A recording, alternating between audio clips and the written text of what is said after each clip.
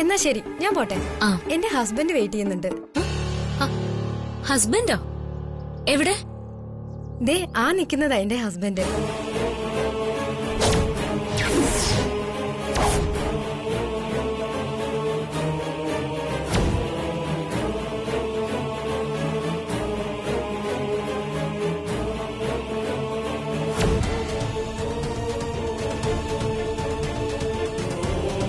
എന്നാ ഞാൻ പൊക്കോട്ടെ.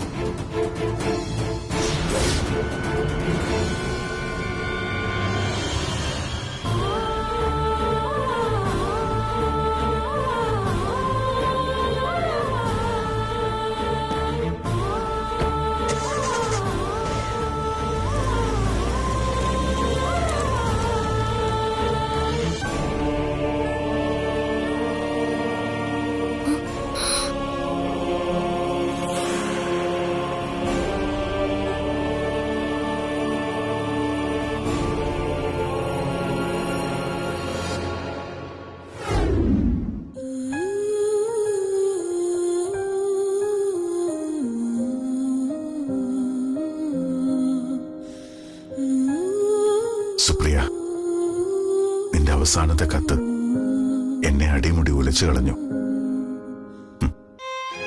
ഇപ്പോഴും നീ തന്നെ ജയിച്ചു. എന്നും എനിക്ക് വേണ്ടി ഏറ്റവും നല്ലത് മാത്രം നീ സെലക്ട് ചെയ്തു.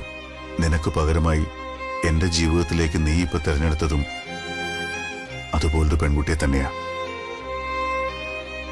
സത്യത്തിൽ അവൾ എന്റെ കാഴ്ചപ്പാടുകളെയാ മാറ്റിമറിച്ചത്. അവളിൽ നിന്നെ കണ്ടുവെന്ന് എന്നോട് അമ്മ പറഞ്ഞപ്പോൾ ഞാൻ ഇത്രയും കരുതിയില്ല. അതുകൊണ്ടാ സ്വത്തിന്റെ കാര്യം പറഞ്ഞ് ഞാൻ അവളെ ഒന്ന് പരീക്ഷിക്കാൻ തീരുമാനിച്ചത്. അതിലവൾ ജയിച്ചു എന്ന് മാത്രമല്ല, അഭിമാനിയായ ഒരു പെണ്ണെന്താണെന്ന് എന്നെ ബോധ്യപ്പെടുത്തി തരികയും ചെയ്തു. എല്ലാവരും സമ്പത്ത് മോഹിച്ചു വരുന്നവർ മാത്രമായിരിക്കുമെന്ന ഇതുവരെ ഞാൻ കരുതിയത്. പക്ഷേ അവൾക്ക് മുന്നിൽ തോറ്റത് ഞാനും എന്റെ സമ്പാദ്യവാ. അവൾക്ക് എന്നോട് വെറുപ്പാണ് സുപ്രിയ. ജ്യോതി എന്ന അവളുടെ പേര്. ആ പേരിൽ തന്നെയുണ്ട് അവളുടെ സ്വഭാവവും. ചുറ്റിലുമുള്ളവർക്ക് നന്മയുടെ പ്രകാശം പരത്തുന്നവൾ അവൾ. സ്വയം പ്രകാശിച്ച് മറ്റുള്ളവർക്ക് വെളിച്ചമാകുന്ന ജ്യോതി. സ്വർണ്ണമുരുക്കിയെടുത്ത് ശുദ്ധി ചെയ്ത പോലെ അവളുടെ ഓരോ വാക്കിലും ആത്മാർത്ഥതയുടെ കരുത്തുണ്ട്, ശക്തിയുണ്ട്. ഹിറ്റ്ലറെ, മേലിൽ ഇതും പറഞ്ഞ എന്റെ പിന്നാലെ വന്നു പോരുത്. Mind it. അതുകൊണ്ട് നിന്റെ ആഗ്രഹം സാധിച്ചു തരാൻ കഴിയുമെന്ന് എനിക്ക് തോന്നുന്നില്ല. എന്റെ മനസ്സ് നിന്നിലാണ് സുപ്രിയ. നിന്നിൽ നിന്ന് എന്നെയോ എന്നിൽ നിന്ന് നിന്നെയോ അടർത്തി മാറ്റാൻ മരണത്തിന് പോലും കഴിഞ്ഞില്ലല്ലോ. എന്റെ പ്രണയവും ജീവിതവുമെല്ലാം നീ മാത്രമാണ് സുപ്രിയ. നീ തന്നിട്ട് പോയ സ്നേഹത്തിന്റെ ഒരു കടലുണ്ട് എന്റെ നെഞ്ചിൽ. അതിൽ മാത്രം ജീവിക്കണം എനിക്ക്. ഒടുവിൽ ആ കടലിൽ മുങ്ങിത്താഴ്ന്ന് സ്വയം ഇല്ലാതാവണം. നീ എന്നോട് ക്ഷമിക്കണം. എന്റെ മനസ്സിൽ അവൾക്കിനി ഒരു സ്ഥാനമില്ല.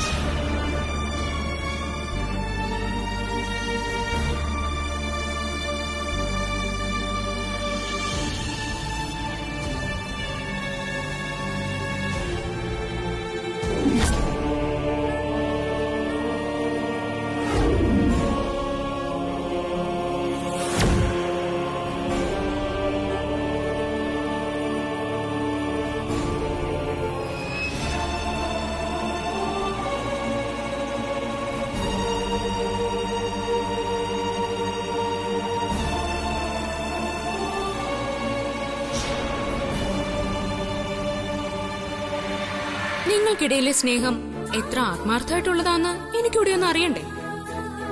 നാളെ നിന്റെ പ്രേമത്തിന് ഞാൻ സപ്പോർട്ട് ചെയ്യേണ്ടതല്ലേ? അപ്പൊ ആളെ ഒന്ന് കണ്ടുവെക്കുന്നത് നല്ലതാ.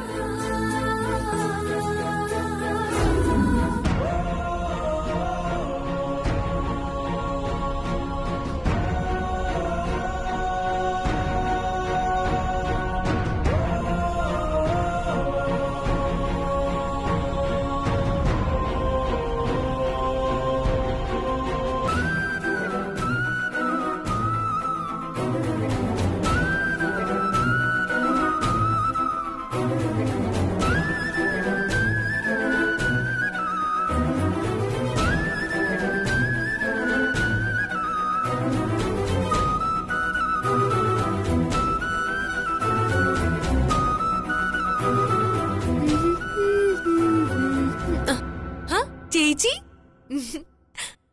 നോക്കിയേ, ഇതാണ് ഇന്ന് ഞാനുണ്ടാക്കിയ സ്പെഷ്യൽ ഐറ്റം, ട്രഫിൾ കേക്ക്. ഓ, എത്ര നാളായിട്ട് ഞാനിത് ഉണ്ടാക്കാൻ നോക്കണമെന്നറിയോ? ഇന്നാണ് ശരിയായത്. I am so happy. എന്താ ചേച്ചി, ഞാൻ ഇത്രയൊക്കെ പറഞ്ഞിട്ടും ചേച്ചിയുടെ മുഖത്തൊരു സന്തോഷമില്ലല്ലോ? ലോകത്തുള്ള ഏത് കേക്കും നീ ഉണ്ടാക്കും, എത്ര കഷ്ടപ്പെട്ടിട്ടായാലും അതിന് നീ മേടിക്കാം. പക്ഷെ സ്വന്തം ജീവിതം തിരഞ്ഞെടുക്കുന്നതിൽ, മനുഷ്യരെ മനസ്സിലാക്കുന്നതിൽ നീ സീറോ ആയിപ്പോയി. ചേച്ചി എന്തൊക്കെയാ പറയുന്നേ? എനിക്കൊന്നും മനസ്സിലാവുന്നില്ല. എന്റെ അനിയത്തി പറ്റിക്കപ്പെടുന്നത് കാണാൻ എനിക്കിത്തിരി പ്രയാസമുണ്ട്. അതിനെ ആര് പറ്റിച്ചെന്ന ചേച്ചി പറയുന്നേ? നീ ഉണ്ടാക്കിയ ഈ കേക്ക് കാണാൻ ഇപ്പൊ നല്ല ഭംഗിയുണ്ട്. പക്ഷേ ഇതാരെങ്കിലും വൃത്തിയേടാക്കിയാലോ? ചേച്ചി, ചേച്ചി എന്തേ കാണിക്കുന്നേ? ഒന്ന് നിർത്തിക്കേ ചേച്ചി. ചേച്ചി, ഞാൻ കേൾക്കാന്നറിയോ?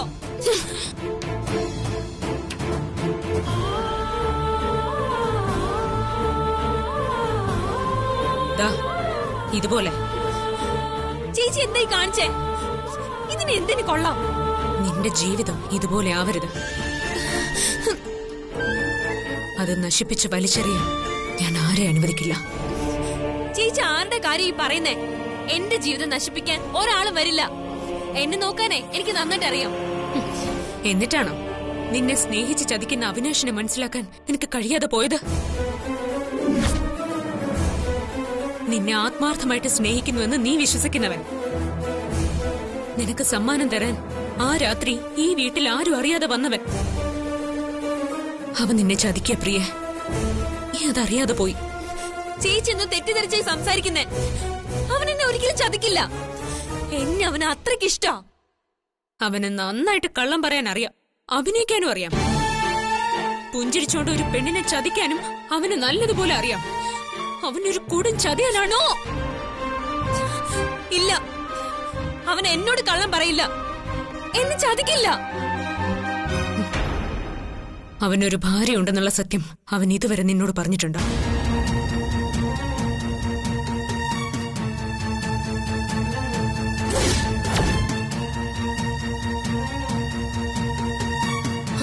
പറയടി, കല്യാണം കഴിച്ച് ഭാര്യയുള്ള ഒരുത്തിനെ സ്നേഹിക്കുന്നെന്ന് നിനക്കറിയായിരുന്നോന്ന്?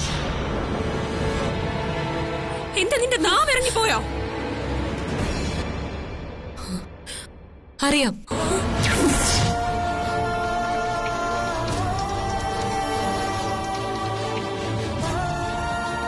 എന്താ നീ പറഞ്ഞത്? മോളെ പ്രിയേ, അറിഞ്ഞോണ്ട് നീ അറിഞ്ഞോണ്ട് സ്വന്തം ജീവിതം എറിഞ്ഞുടക്കാൻ നീ തീരുമാനിച്ചത് എന്തിനാ മോളെ?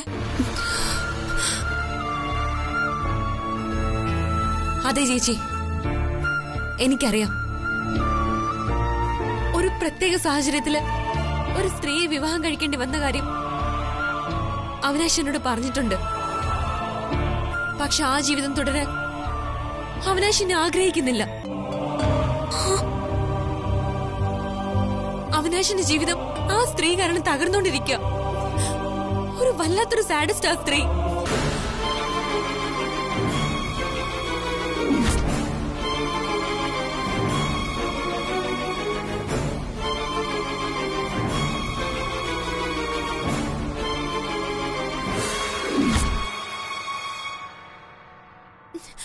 അവരുടെ ജീവിതം ഇപ്പൊ ഒരു ഡിവോഴ്സിന്റെ വക്കിലാ.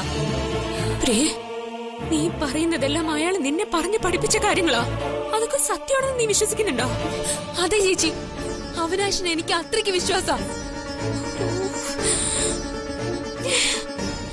അവരുടെ ഡിവോഴ്സ് കഴിഞ്ഞാൽ ഉടനെ അവിനാശിന് വിവാഹം കഴിക്കും.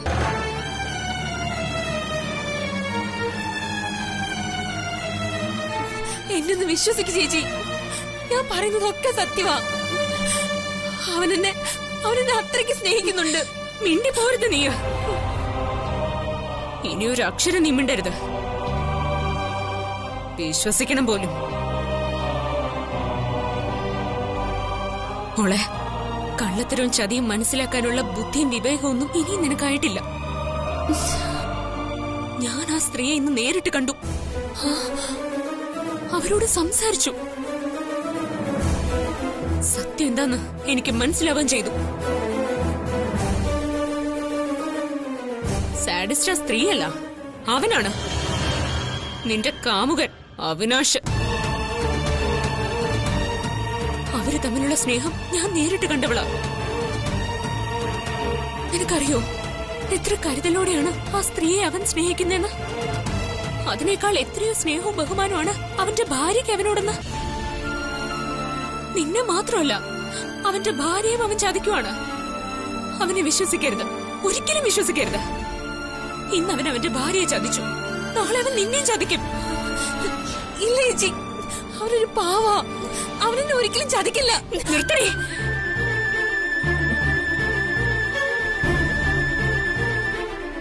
ഇനി ഒരു അക്ഷരം വേണ്ടിയാ അടിച്ച് നിന്നെ ശരിയാക്കി കളയും.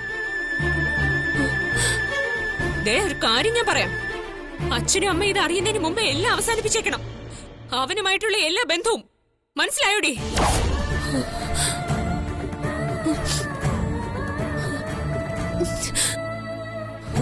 എന്തൊന്നും മിണ്ടാത്തെ?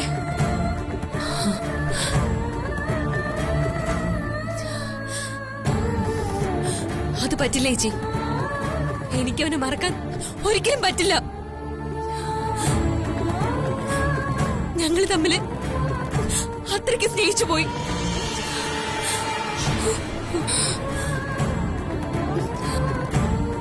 ചേച്ചി കണ്ടതുപോലെ നല്ല കാര്യങ്ങള് ചേച്ചി കണ്ടതൊന്നും സത്യമല്ല. അതെല്ലാം ആ സ്ത്രീയുടെ വെറും അഭിനയ. അഭിനയിക്കുന്നതേ ആ പാവ സ്ത്രീയല്ല, നീ വിശ്വസിക്കുന്ന നിന്റെ കാമുകന. അഭിനയത്തിനെ ഓസ്കാർ കിട്ടേണ്ട ഐറ്റോ നിന്റെ അവിനാശ്. ആർക്കു മുമ്പിലും അഭിനയിക്കും, എത്ര വേണമെങ്കിലും കരയും, ആരോട് വേണമെങ്കിലും കാലു പിടിക്കും. അവന്റെ അഭിനയത്തിൽ നീ വീണുപോയി മോളെ.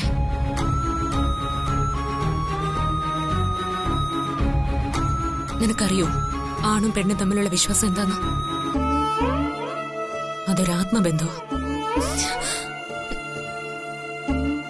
ഒരു പെണ്ണ് യഥാർത്ഥത്തിൽ സുമംഗലിയാവുന്നത് വെറുമൊരു താലിച്ചരടിൽ മാത്രമല്ല. ഒരു പുരുഷൻ അവളെ ചേർത്ത് പിടിച്ച് എന്റെ ജീവിതത്തിലെ പെണ്ണ് നീ മാത്രമാണെന്ന് ആത്മാർത്ഥമായിട്ട് പറയുമ്പോഴാ. മനസ്സിലായോ?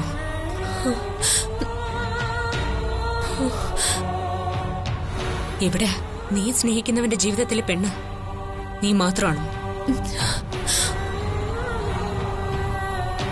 മോളെ, ആരുടെയും ഉച്ഛിഷ്ടം ഭക്ഷിക്കേണ്ടവളല്ല എന്റെ അനിയത്തി. അത് മാത്രമല്ല, മറ്റൊരു പെണ്ണിന്റെ കണ്ണീര് നിന്റെ ജീവിതത്തിൽ വീഴരുത്. അത് മഹാപാപമാണ്. ഗതി പിടിക്കില്ല ജീവിതത്തിൽ ഒരിക്കലും. അപ്പൊ അവന്റെ ജീവിതം അത് ആ സ്ത്രീ നശിപ്പിക്കുമല്ലേ ചേച്ചി? അതാദ്യം ചിന്തിച്ചു നോക്ക്. അവൻ നിന്റെ ഉള്ളിൽ കുത്തി നിറച്ച ഭ്രാന്ത് മാത്രമാ നീ ഇപ്പൊ ഈ പുലമ്പിക്കൊണ്ടിരിക്കുന്നത്. അതറിയോ നിനക്ക്?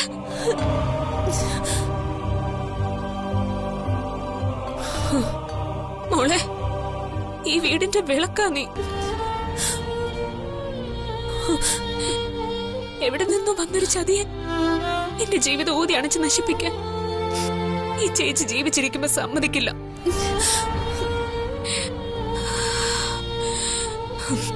ഇനി മേലിൽ നീ അവനെ കാണരുത്. ഈ തെറ്റ് ഇനി ആവർത്തിക്കാൻ ഞാൻ അനുവദിക്കില്ല. ആരടി തെറ്റ് ചെയ്തേ?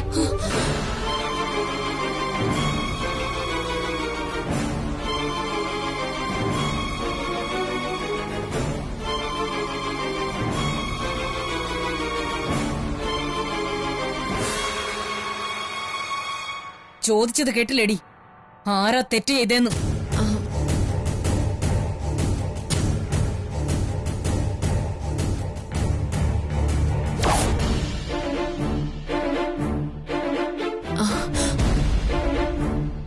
ഈ കേക്കിന് എന്തു പറ്റി?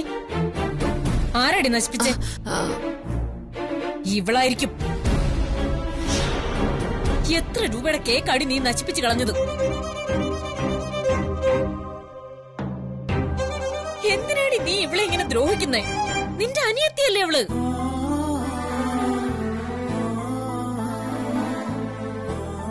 എത്ര കഷ്ടപ്പെട്ടിട്ടാ ഇവളെ കേക്ക് ഉണ്ടാക്കിയെന്നറിയോ നിനക്ക്? അത് ഒറ്റയടിക്ക് നശിപ്പിച്ചിട്ട് നിൽക്കുന്ന നിപ്പ് കണ്ടില്ലേ? ആസത്ത്. അമ്മന്ന് പോയേ. വെറുതെ ചേച്ചിയെ കുറ്റം പറയണ്ട. ഇതൊക്കെ ഞാൻ ശരിയാക്കിക്കോളാം. പോ അമ്മേ. നീ നിന്റെ ചേച്ചിയെ എപ്പോഴെങ്ങനെ സപ്പോർട്ട് ചെയ്തു? അതിന്റെ ഫലം നീ അനുഭവിക്കും. അമ്മന്ന് പോയേ. പോ അമ്മ. അമ്മന്ന് പോയേ. വിടാൻ പറഞ്ഞില്ലേ? ഇവളിപ്പം നിന്റെ കേക്ക് നശിപ്പിച്ചു. പക്ഷെ നാളെ ഇവള് കാരണം നിന്റെ ജീവിതം തന്നെ നശിക്കും. നോക്കിക്കോ.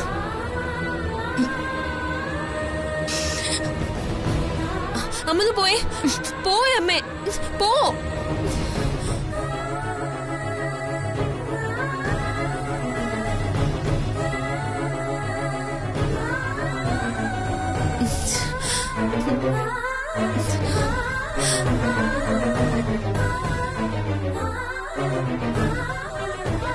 ചേച്ചി, ചേച്ചി ഇത് കാര്യമാക്കണ്ട. മമ്മി എന്നെ കുറ്റപ്പെടുത്തിയതിൽ എനിക്കൊരു വിഷമമില്ല. കുട്ടിക്കാലം മുതൽ കേൾക്കുന്നതല്ലേ. എനിക്കിപ്പോ ഇത് ശീലം. പക്ഷെ ഞാനിപ്പോ മമ്മിയോട് സത്യം പറഞ്ഞിരുന്നെങ്കിൽ ഇവിടെ എന്ത് സംഭവിക്കുമെന്ന് നീ ചിന്തിച്ചിട്ടുണ്ടോ? ചേച്ചി, ദയവ് ചെയ്ത് അമ്മയോട് അച്ഛനോടൊന്നും പറയരുത്. ഇല്ല, പറയാതിരിക്കാം. പക്ഷെ ഇന്നത്തോടെ ഇതിനൊരു അവസാനം ഉണ്ടാവണം.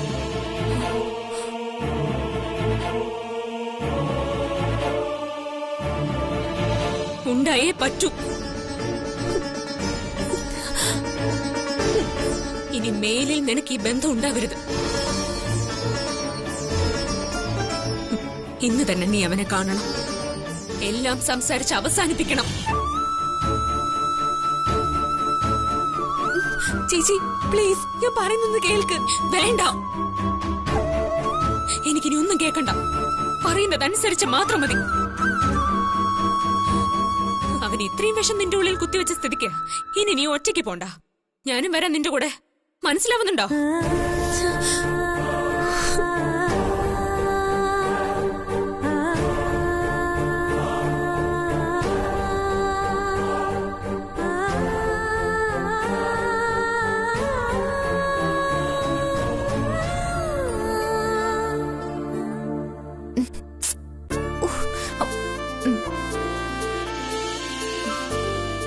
സൂക്ഷിച്ചു. എങ്ങാനും താഴെ വീണ് പോയാ ഡീക്കെ നമ്മളെ ജീവനോടെ വെച്ചേക്കില്ല. എന്നാലും ഇതൊക്കെ ആർക്ക് കൊടുക്കാനായിരിക്കും? ഡീക്കെ ഒരു സൂചന പോലും തന്നില്ലല്ലോ. താരേച്ചിക്ക് ചോദിക്കായിരുന്നില്ലേ? നല്ല കഥയായി. ഓടി, എന്നിട്ട് വേണം എന്നെ നിർത്തിപ്പൊരിക്കാൻ. ഞാനില്ലേ, എനിക്കൊന്നും അറിയേ വേണ്ട. അല്ല, നീ തന്നെ ഡീക്കയോടൊന്ന് ചോദിച്ചു നോക്ക്. ഏറ്റവും ഇളയ മരുമകളായതുകൊണ്ട് നിന്നോട് ചിലപ്പോ പറയും. അയ്യടാ, എനിക്ക് പേടിയൊന്നുമില്ല. ഞാൻ ചോദിക്കും. ഡീക്കെ വരട്ടെ. ഞാൻ ഇവിടെ തന്നെ ഉണ്ട്.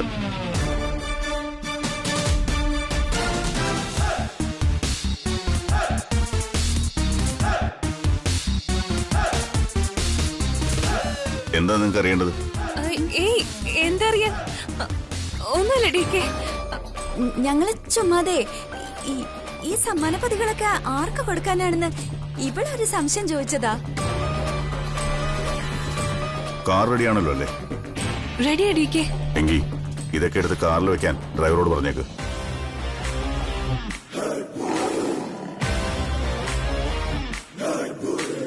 വെറുതെ അല്ല നാട്ടുകാരെ ഹിറ്റ്ലർന്ന് വിളിക്കുന്നത്.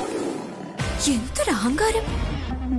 കഷണ്ടിക്കും കുശുമ്പിനും വരെ മരുന്ന് കണ്ടുപിടിച്ചു എന്ന് പറഞ്ഞു കേട്ടിട്ടുണ്ട്. അഹങ്കാരം മാറാൻ എന്തെങ്കിലും മരുന്ന് കണ്ടുപിടിച്ചിട്ടുണ്ടെങ്കിൽ കുറച്ച് വാങ്ങി കൊടുക്കായിരുന്നു. അത് കുറച്ച് വാങ്ങിക്കുന്നത് നല്ലതാ. ഇടയ്ക്ക് കുറച്ച് തന്നെ സേവിക്കുകയും ചെയ്യാം. ദേ ഊതല്ലേ, എന്റെ സ്വഭാവം ചിലപ്പോ എനിക്ക് തന്നെ പിടിക്കത്തില്ല, പറഞ്ഞേക്കാം. അതിപ്പോ ഇവിടെ ആർക്കും അറിയാൻ മേലാത്തത്. അല്ല, ഈ മായേച്ചി എങ്ങോട്ടാ പോയത്?